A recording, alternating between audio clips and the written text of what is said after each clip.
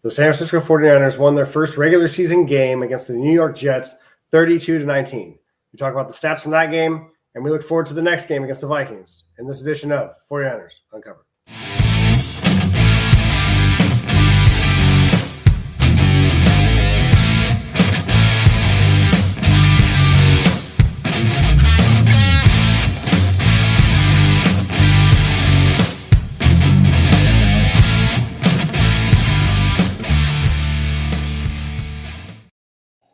Hey, how's it going, everyone? My name is Mase. You can find me on Twitter at CaliKing49er17.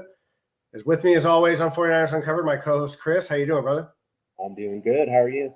Great. That week one win really feels good. Had some Monday scaries, though, with CMC, last-second scratch.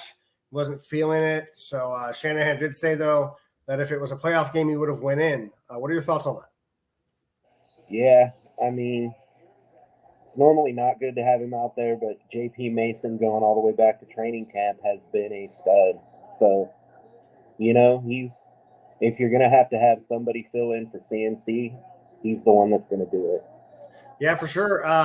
Did a lot of off-season work, got a Judge machine. We were kind of talking about him, not breaking. You don't want to say a player breaks out in the preseason, but he really showed his stuff, and he runs people over, gets those extra yards, fights. Had a great catch, too. A couple of them, actually. He really, I mean, no one can be CMC. CMC is in his own league, right? But yeah. Jordan Mason was a pretty good showing of what running back can and should be in a Kyle Shanahan offense. What are your final thoughts on his 147 all-purpose yards? Spectacular. I hope he keeps it going in week 2, man. Yeah, for sure. That'd be really nice to see. Do you think they should hold CMC out week 2? I know at the beginning of the game, that was kind of like the thought, like the Niners turn around. They have a 10 a.m. game Pacific time next week. The game is in Minnesota, though. So if you were the head coach, if you were Kyle Shanahan, would you put CMC in, or after the emergence of Jordan Mason, would you kind of roll with him? I mean, maybe I'm just running on the high of what Jordan Mason did last night, but I think you probably got to keep CMC out until he's 100%. You know, take no chances.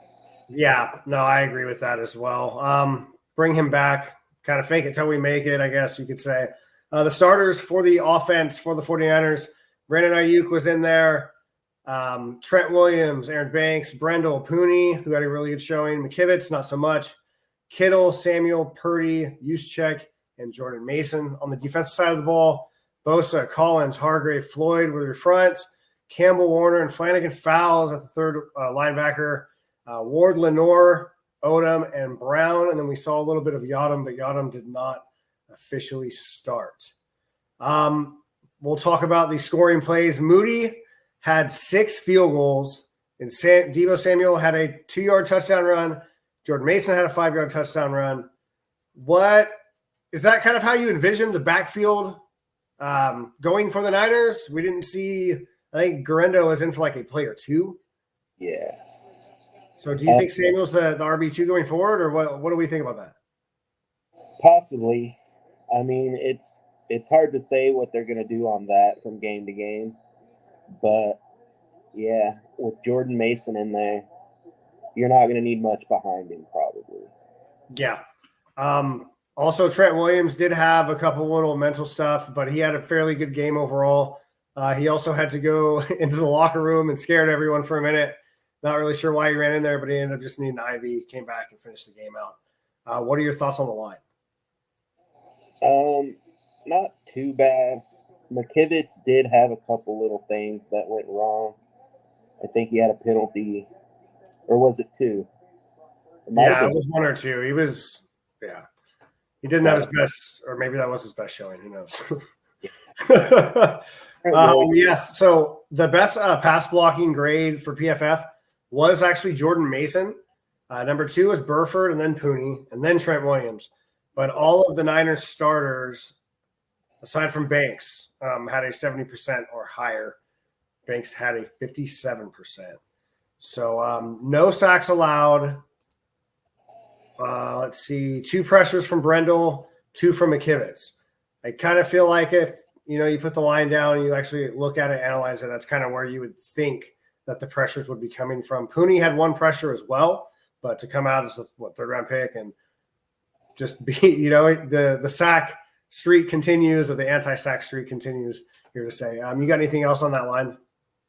No, I mean, Trent Williams going back into the locker room and getting an IV after not playing the whole preseason.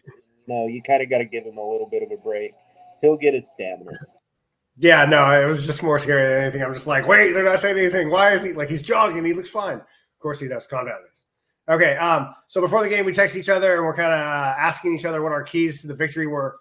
Yours were no turnovers, make Rodgers pass to beat us, no crazy Breece Hall game, right? And then the O-line needed to step up.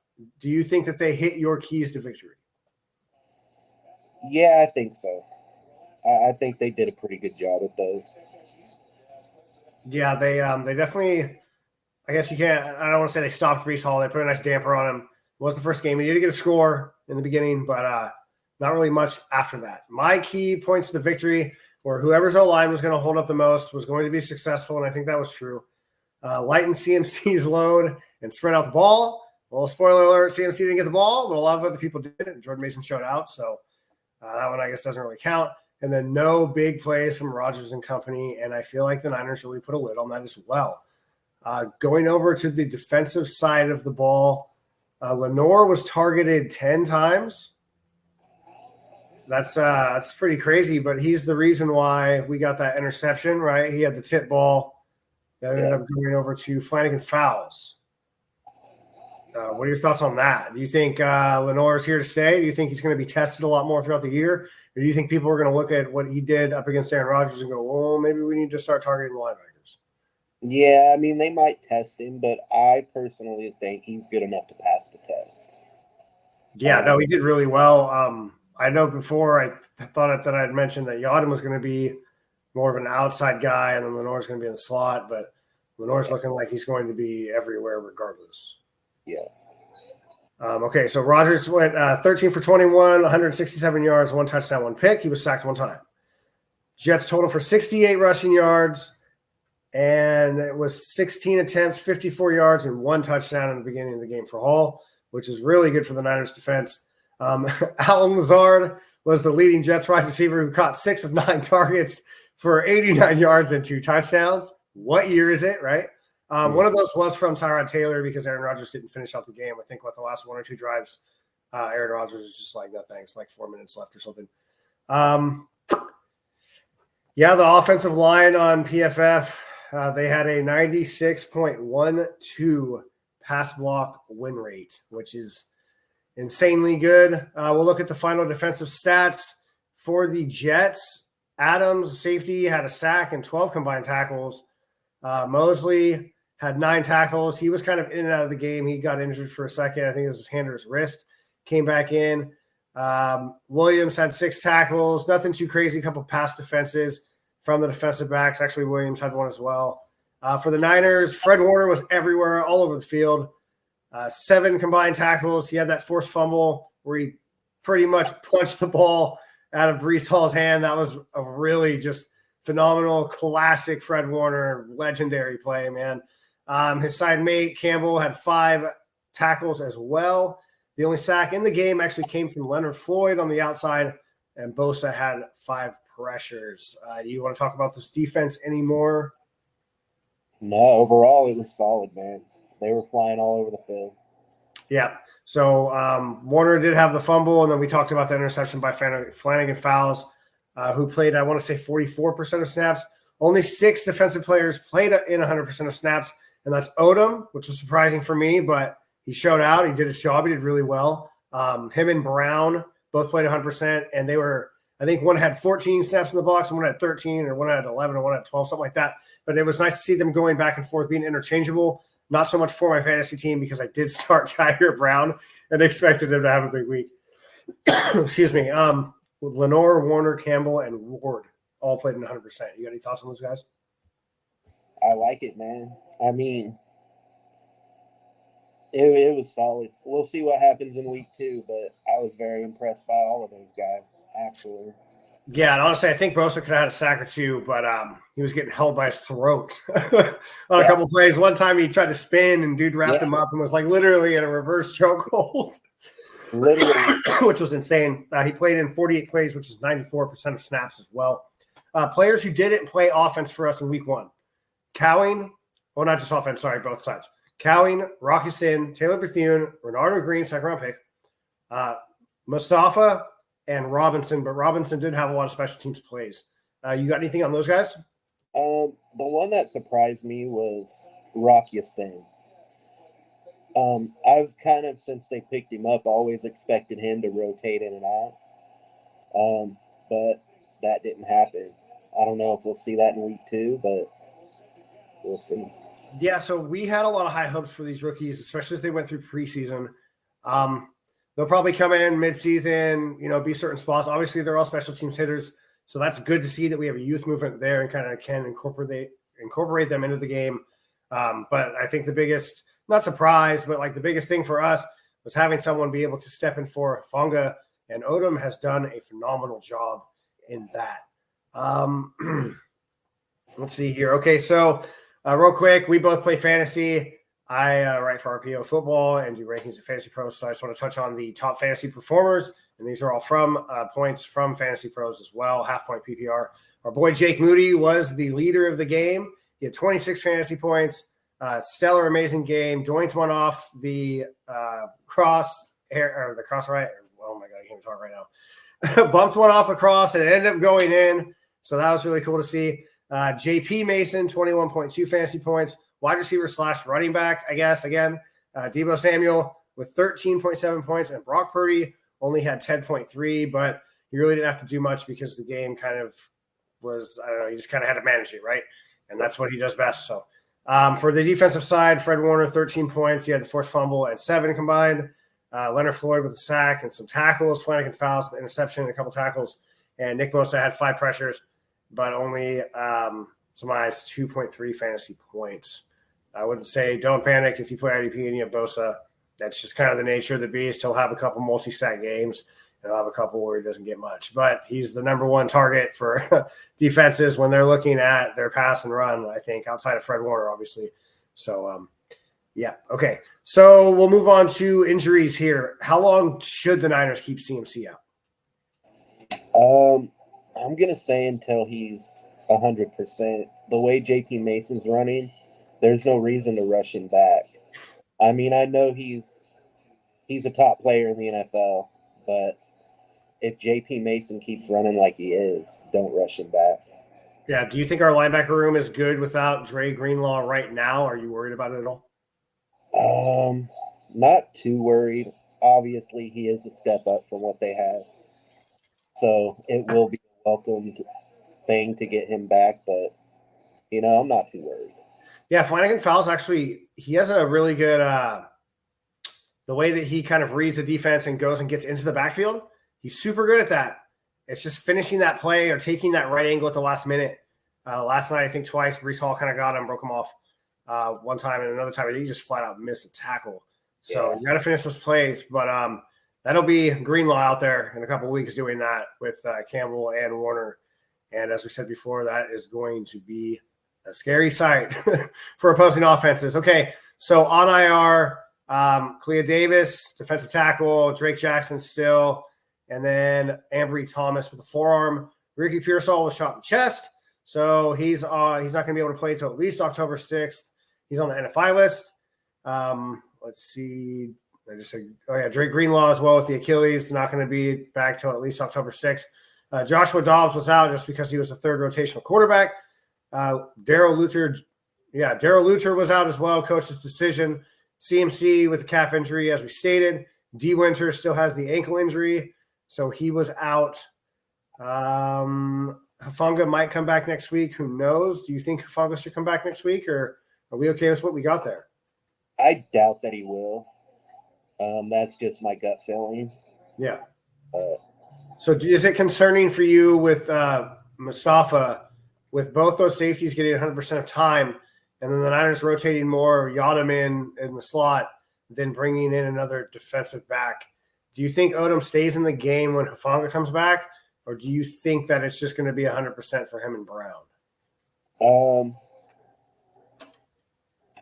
I think he'll rotate in and out probably.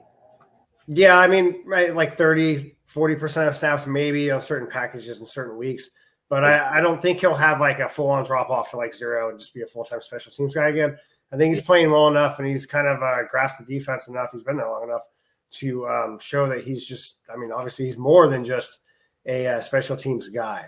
So moving it over to our next segment, we'll talk about the game ahead. Or do you have any other thoughts on this game before we move on? Nah, I think we covered it. One thing that I totally forgot that you texted me about before the game that we need to talk about is Brandon Aiyuk's gorgeous dive of a drop that was in the end zone. He had some issues. Did you expect this would happen? Are you worried for the future? A little bit.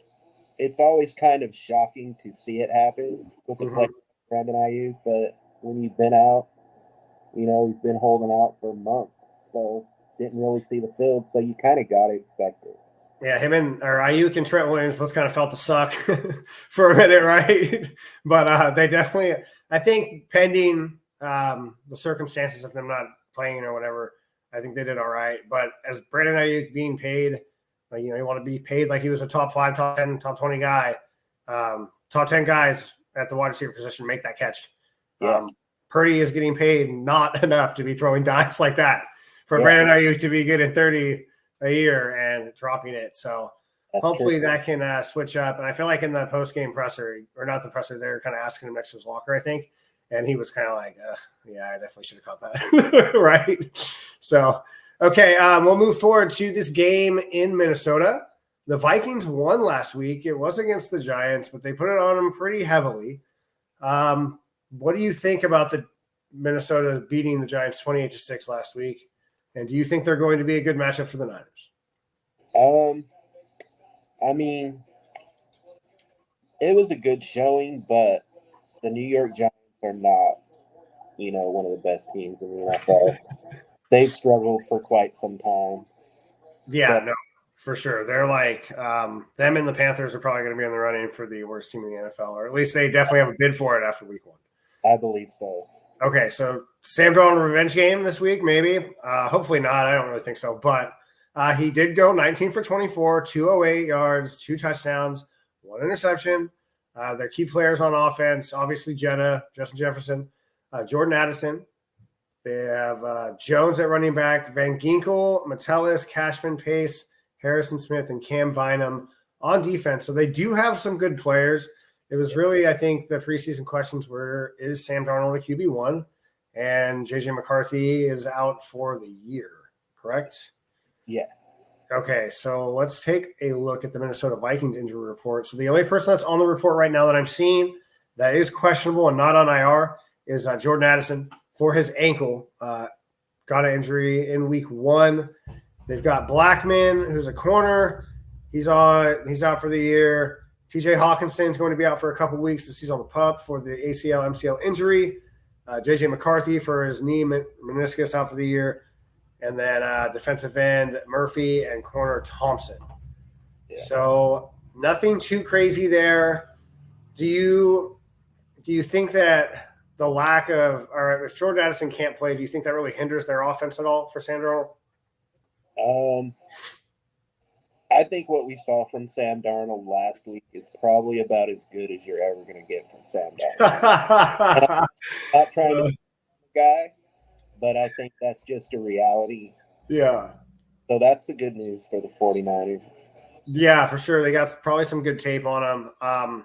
I didn't get to watch that game, but Sam Darnold catching strays here on 49ers Uncovered.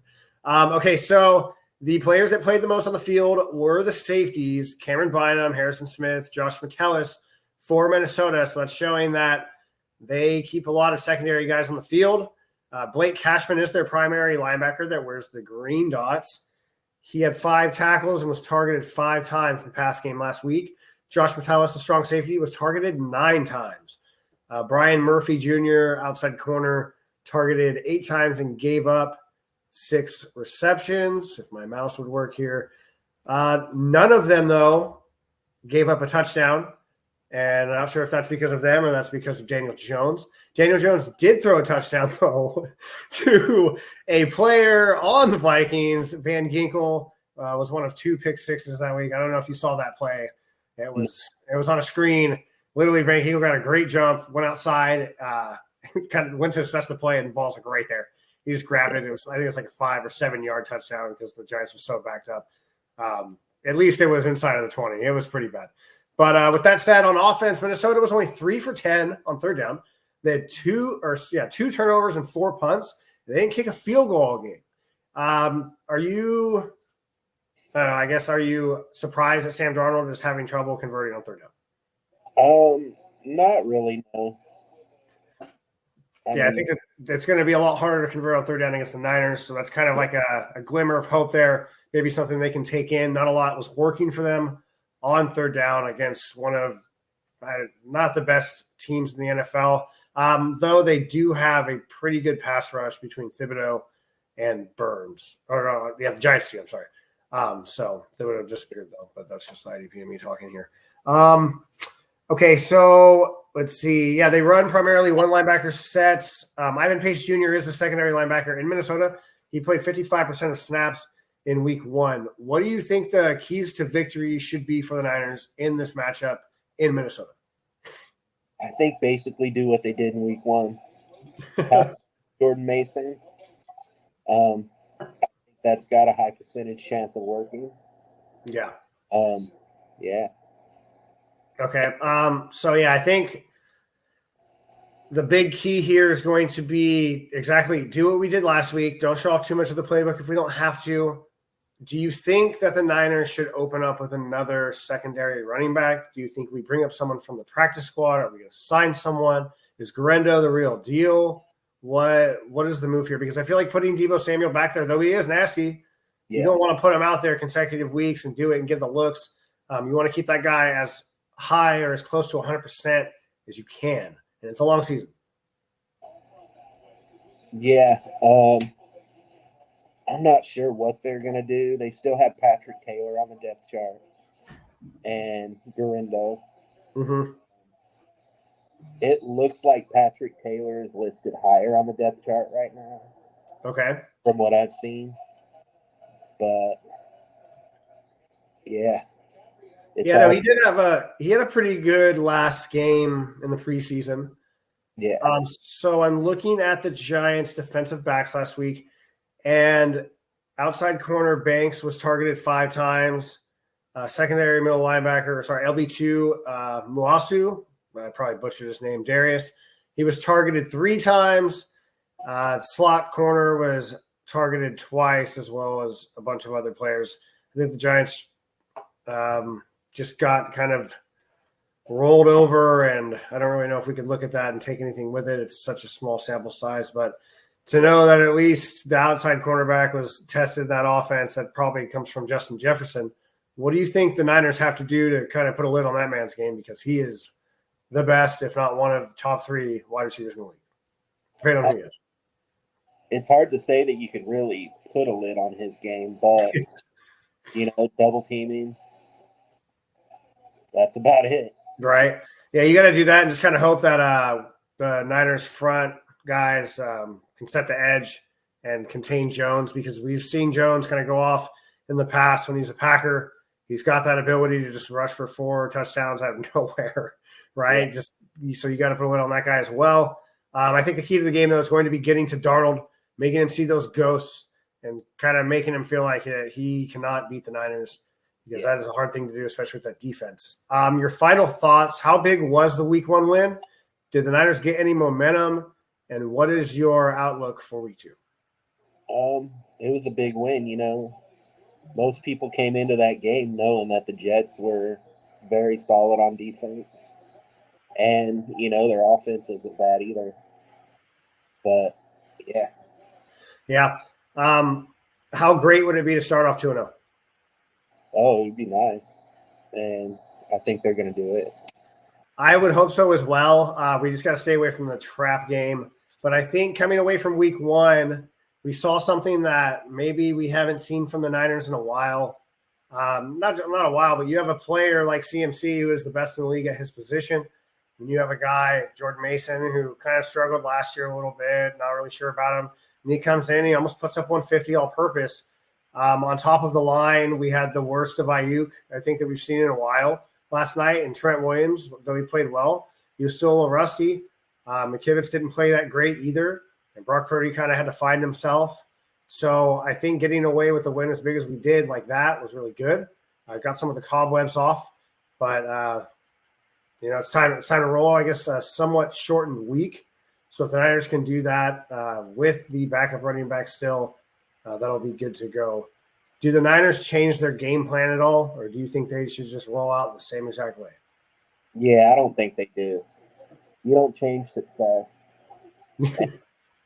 With Minnesota's defense, especially the Niners on offense, you got to roll with what happened last week. Yeah. So Debo had 9 targets, Juwan Jennings 5, Kittle 5, Aiyuk 4. Aiyuk only had 28 yards. Juwan Jennings was perfect, 5 for 5, the only perfect wide receiver. Kyle Juszczyk, want to give him a shout also. He had that nasty little, it looked like an out, and then he kind of wheeled it up. That's one of those training camp plays. They run a lot in drills, and Purdy and Juice are like the best to do it. I love that play. He kind of gets sneaky out there. So the first couple games in the season, at the beginning, the middle, and the end, where Juice kind of has that showing. He was getting filthy with it and blocking too, so good to see that. You got anything else for us before we close this out? Shout out to Juwan Jennings, man. That guy, he just brings it. Mm-hmm.